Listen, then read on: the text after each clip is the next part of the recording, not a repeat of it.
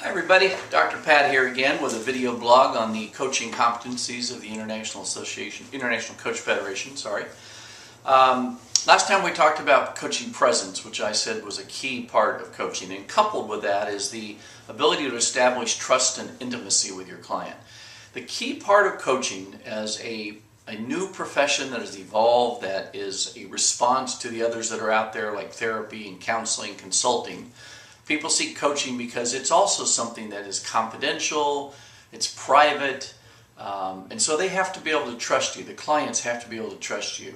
And you need to be able to trust that you can create the environment that we talked about last time with presence. So in addition to having all the skills that go into coaching, the early set has to be developing trust and intimacy with your client. Now let's look at that word trust. How do they trust you? You need to be authentic. You need to follow through on what you say. You need to show up on time, but you also need to be able to handle sensitive information that clients might tell you, personal information, that they don't share with other people. They need to feel that they're heard and that is taken in a sense of trust, that it's not shared with anybody else, and that you don't judge, use kind of a charge-neutral approach when they tell you things about their finances, about their dreams, about their relationships, about their health, whatever it may be.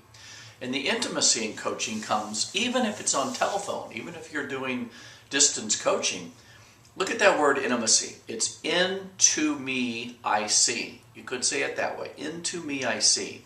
So it gives the client an opportunity to see into themselves, to hear themselves speak things they've not spoken before and say it out loud to their coach and get some feedback that creates that sense of intimacy. I think human beings often are afraid to say something about themselves because they think it's unique to them. And it turns out millions of other people probably could share the same story.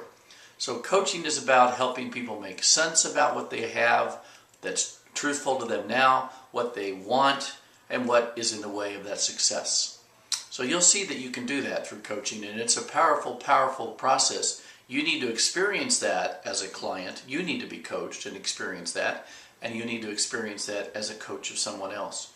There's a favorite phrase that I have from my good friend Margaret Wheatley in her book, Turning to One Another. I'll read this toward the end here. It's the first statement in her book. I believe we can change the world if we start listening to one another again. Simple, honest, human conversation. Not mediation, negotiation, problem solving, debate, or public meetings. Simple, truthful conversation where we each have a chance to speak. We each feel heard, and we each listen well. The reason that strikes me as powerful, it goes back to the ability and the need for human beings to feel connected. Coaching has responded to that need for feeling connected. And a coaching conversation with the competency of trust and intimacy creates a connection that allows magic to happen in the person's life. I've seen it in many, many, many of my clients over the 22 years that I've been coaching now. And there's some remarkable stories. So look forward to you sharing some of your stories with me. Good luck in your coaching. Until next time, this is Dr. Pat signing off.